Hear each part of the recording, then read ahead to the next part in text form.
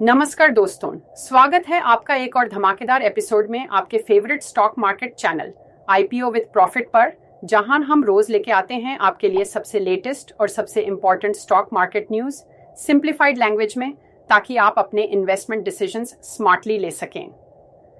आज 17 अप्रैल 2025 है और इंडियन मार्केट में काफी कुछ हो रहा है।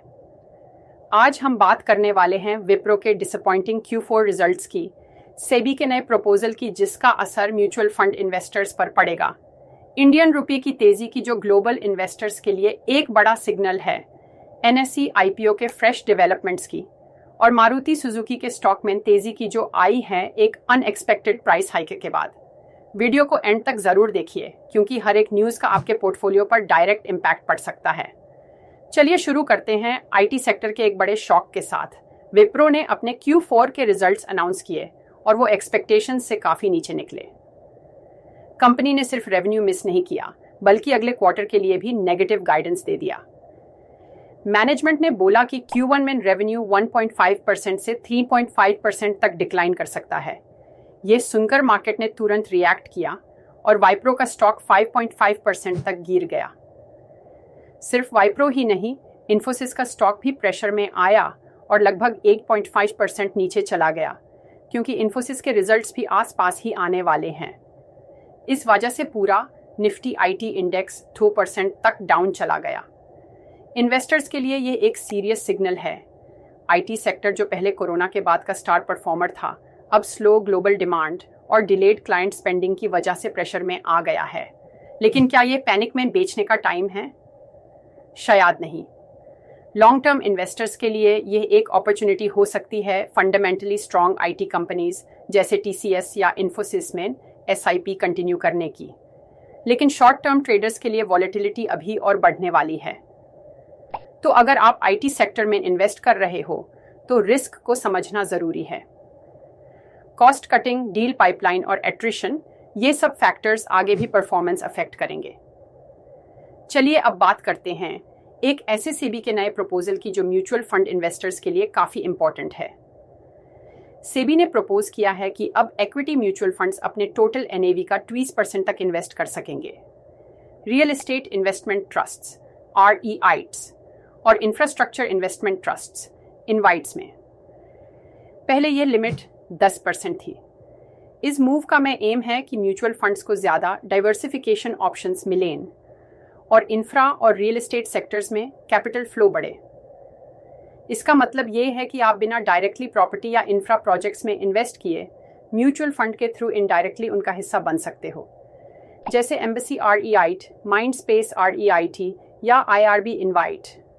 इनमें म्यूचुअल फंड इन्वेस्टमेंट्स बढ़ने वाले हैं जिसका असर इनके प्राइसेस और लिक्विडिटी दोनों पर पड़ेगा।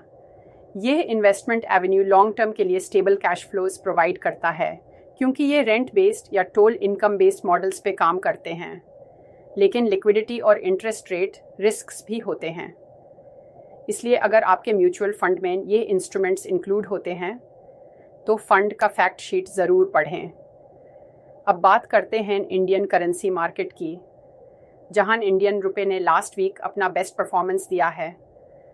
0.8% की रैली के साथ रुपये वर्ष पर 5.36 पर डॉलर पर क्लोज हुआ।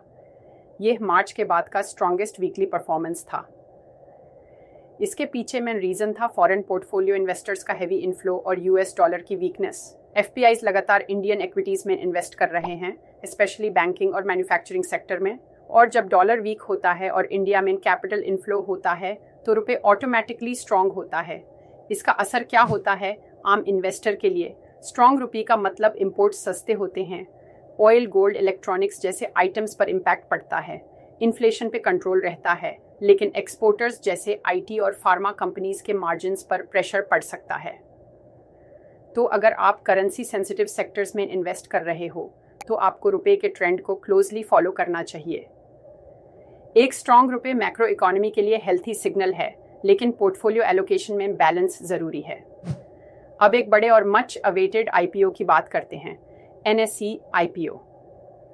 नेशनल स्टॉक एक्सचेंज का आईपीओ पिछले कई साल से डिले होता आ रहा है। कभी रेगुलेटरी इश्यूज, कभी गवर्नेंस कंसर्न्स, लेकिन अब सेबी चेयरमैन तुहिन कंतापंडे ने क्लियर किया है कि सेबी एक्टिवली काम कर रहा है तो रिजॉल्व दीज इश्यूज और एनएसई के आईपीओ को फास्ट ट्रैक पर लाना चाह रहा है। उनका कहना है कि सेबी पब्लिक इंटरेस्ट को कमर्शियल इंटरेस्ट से ज़्यादा मानते हैं और ये सिग्नल देता है कि एनएसई आईपीओ अब दूर नहीं। इस आईपीओ का पोटेंशियल बहुत बड़ा है। एनएसई का वैल्यूएशन 8 से 2 लाख करोड़ से ज़्यादा हो सकता है और ये इंडिया के सबसे बड़े आईपीओज में से एक बनेगा। रिटेल इन्वेस्टर्स के लिए यह एक गोल्डन अपॉर्चुनिटी हो सकती है, लेकिन सेबी गवर्नेंस और कंप्लायंस पर फुल फोकस कर रहा है। हम आईपीओ विद प्रॉफिट पर ऐसे ही अपकमिंग आईपीओज के एनालिसिस लाते रहेंगे। तो अगर आप चाहते हैं कि आपको आईपीओ का पूरा प्रॉफिट मिले तो बेल आइकॉन जरूर दबाइए। आखिरी सेगमेंट में बात करते हैं ऑटो सेक्टर के जायंट मारुति सुजुकी की। कंपनी ने अनाउंस किया है कि अप्रैल 2025 से वो अपनी कार प्राइसेस 4% तक बढ़ा रही है। रीजन है rising input costs, steel, aluminium, logistics, सब कुछ महंगा हो गया है। लेकिन सरप्राइजिंग चीज ये थी कि स्टॉक गिरने के बजाय 2.1% तक रैली कर गया। मार्केट ने इस मूव को पॉजिटिव प्राइसिंग पावर के सिग्नल के रूप में लिया। इसका मतलब है कि मारुति जैसे कंपनीज अपनी कॉस्ट कस्टमर्स तक पास कर पा रही हैं और यह इन्वेस्टर कॉन्फिडेंस बढ़ाता है।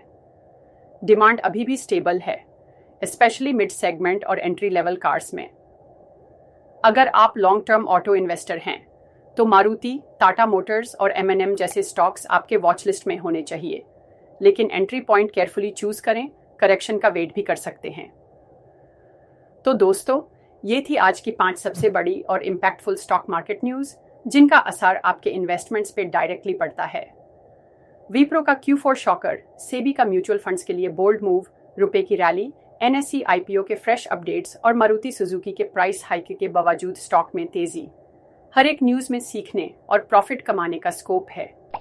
आपको इन सब टॉपिक्स में सबसे ज्यादा क्या वैल्यूएबल लगा? कमेंट्स में जरूर बताएं। हम हर कमेंट पढ़ते हैं और आपकी इन्वेस्टमेंट जर्नी को बेटर बनाने के लिए आपके फीडबैक को यूज करते हैं।